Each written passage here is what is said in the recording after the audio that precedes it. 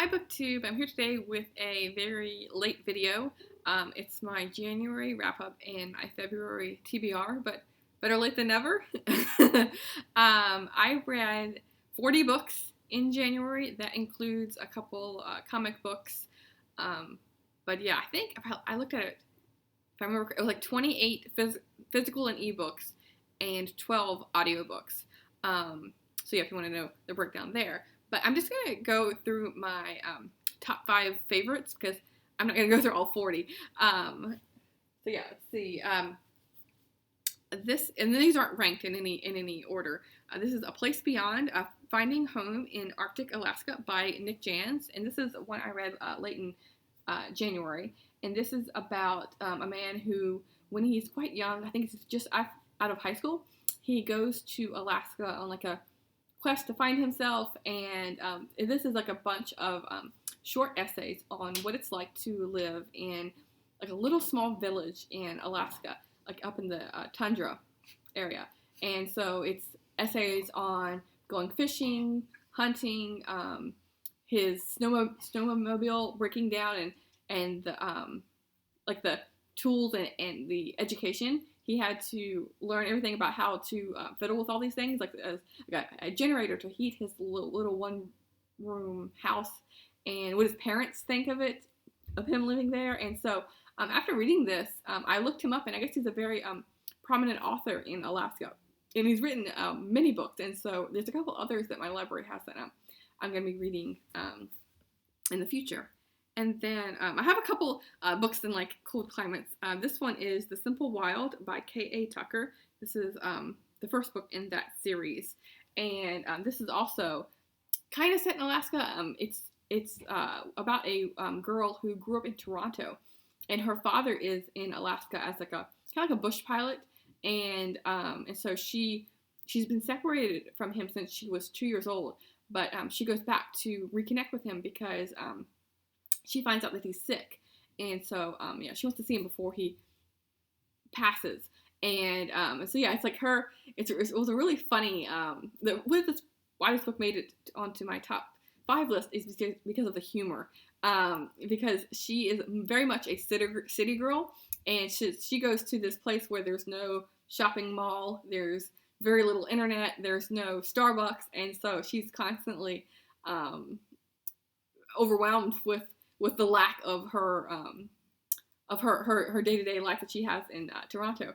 And to put that more to of a conflict that she's dealing with is because their neighbor, who is also a co-worker of her father, is constantly pestering her, and he takes away her makeup and her hair gels and things like that, and her fancy clothes, and so she has to resort to shopping at the local generic stores and things like that. So this is about her. It's mainly about her relationship with her father, but she also has forms a relationship with this pesky neighbor as well. So yeah, this is a hilarious book, and I'm for sure picking up more from this author.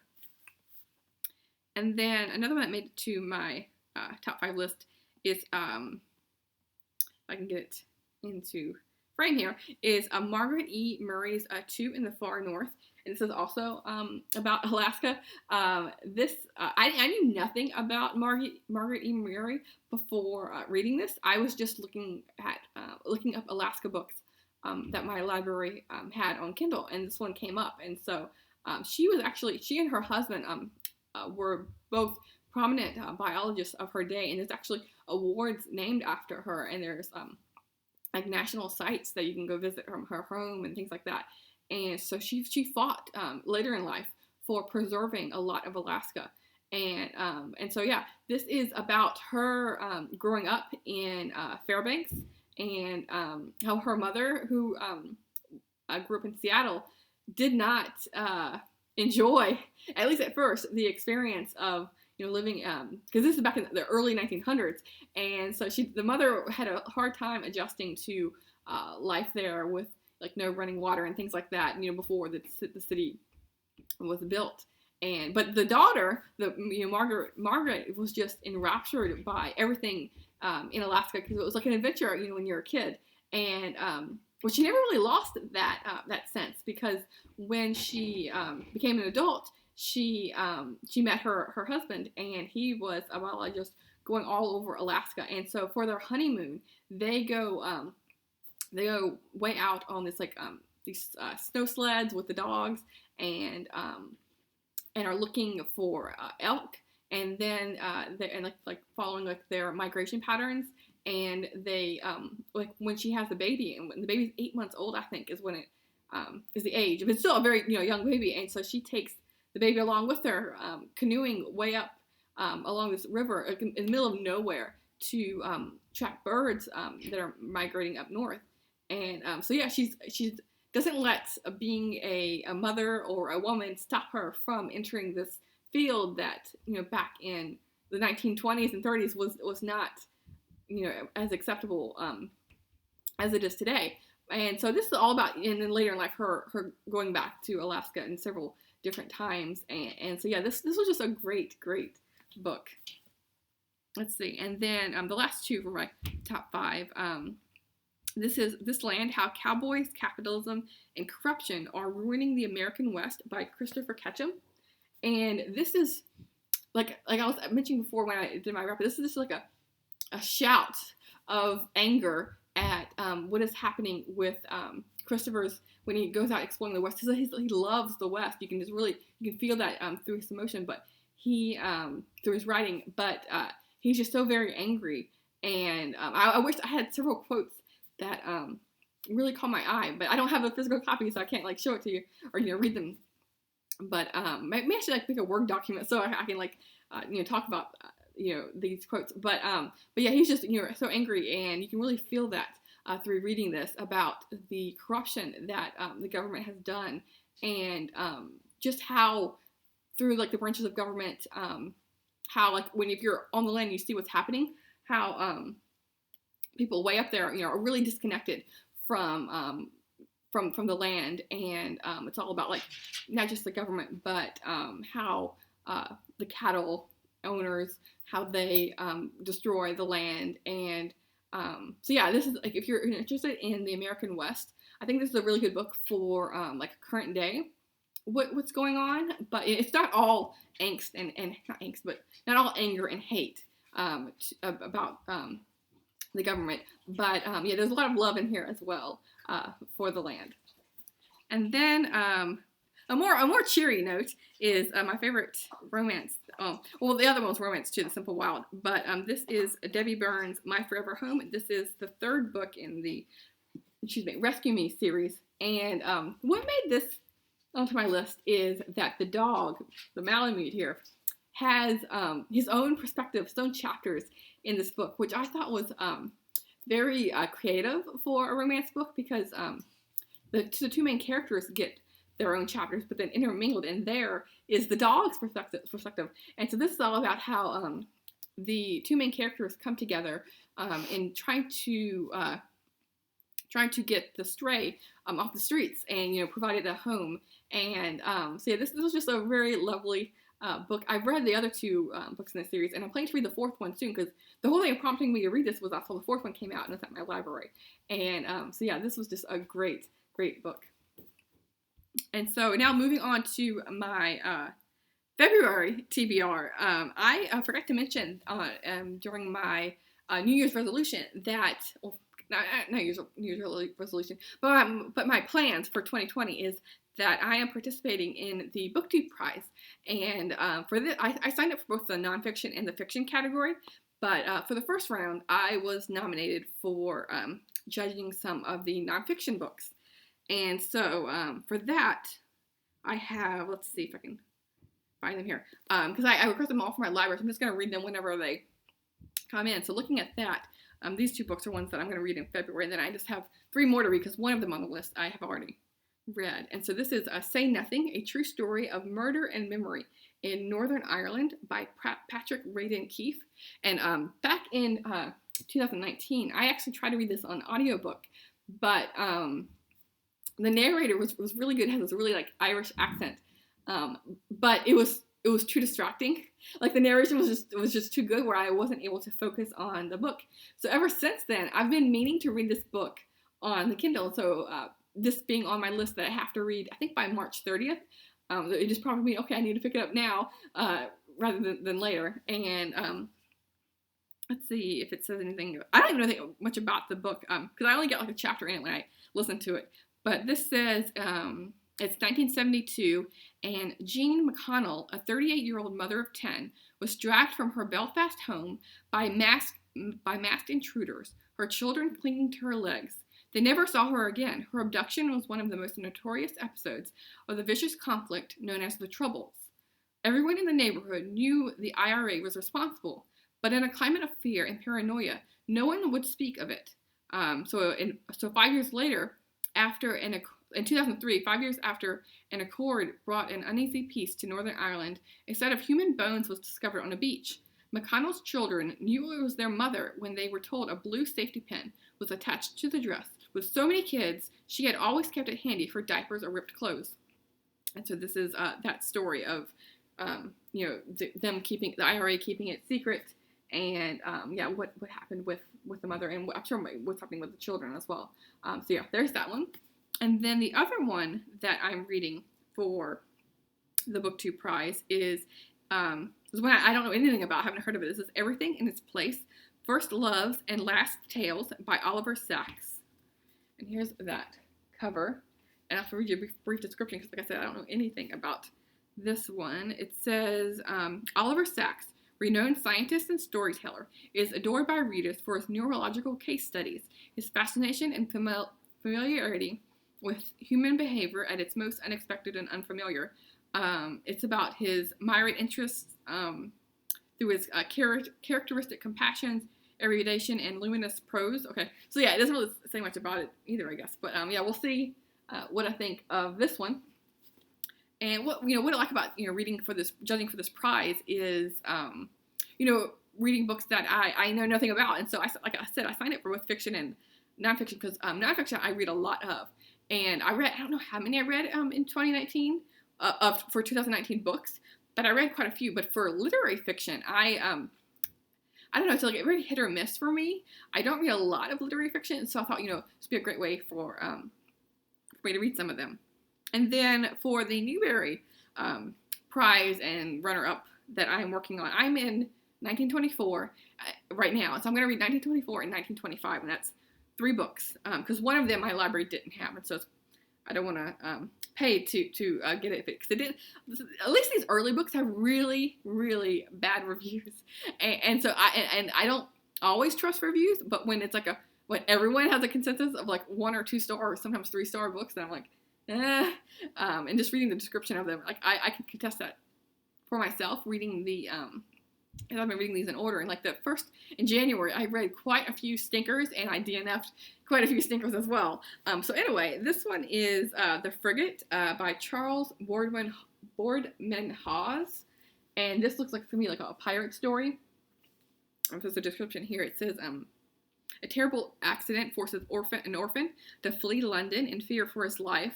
And so I'm sure, it's going bound for the quiet shores of Newfoundland. And so it's a journey from across the Atlantic. We'll see how this goes. Hopefully I'll enjoy it. That would be nice. And then the other 2 are for the 1925 winner, and winners and runner-up. And this is Tales from Silver Lands by Charles J. Finger. Hopefully my library will have a copy of this. And this is Tales from Silver Lands. It's a collection of 19 folk tales which Finger collected during his travels in South America. So maybe there'll be South American folk tales. And then the other one is The Dream Coach, and this is about 5 original fairy tales set in a dreamland. And this one, it says they didn't renew their copyright, and so it's free online, so I'll be able to get a copy there. But this one has really bad reviews, so we'll see how that goes. And then as far as unrelated prize books, there's a couple that I'm going to be reading.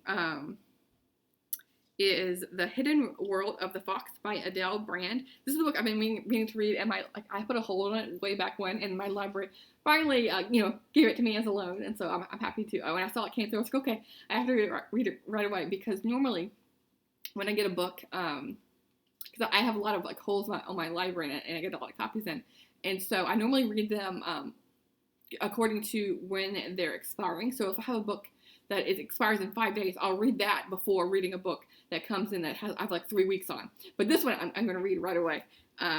This is about an ecologist, Adele Brandis, has devoted her life to understanding the fabled yet enigmatic fox.